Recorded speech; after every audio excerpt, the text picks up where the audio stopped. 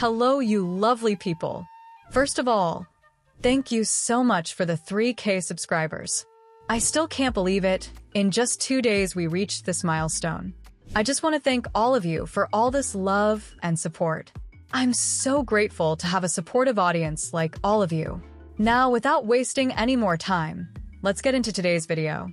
In today's video, we will take a look at Varesa's tester review, with different team comps used for her and the damage outputs of her using those teams. So, let's get started with it.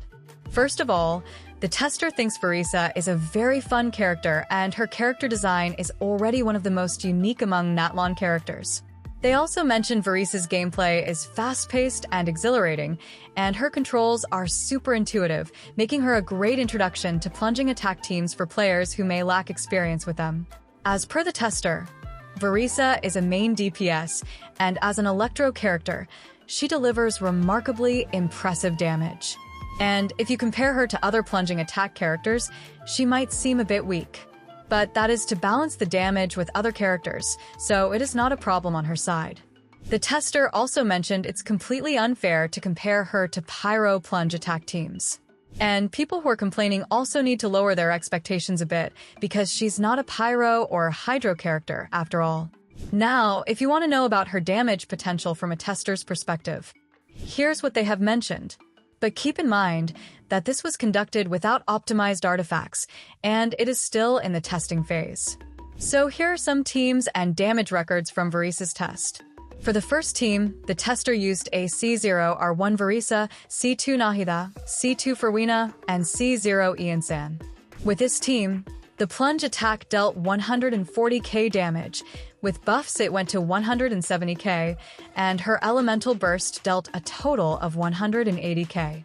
For the second team, the tester used a C0 R1 Varesa, C2 Xilanen, C2 Ferina, and a C0 Iansan.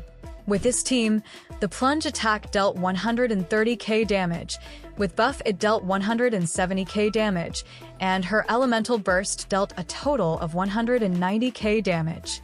For the third team, the tester used a C0 R1 Varesa, C2 Xianyun, C2 Xilanen, and C0 Iansan. With this team, the plunge attack dealt 210k damage. With buffs, it went up to 260k damage, and her elemental burst dealt a total of 300k damage.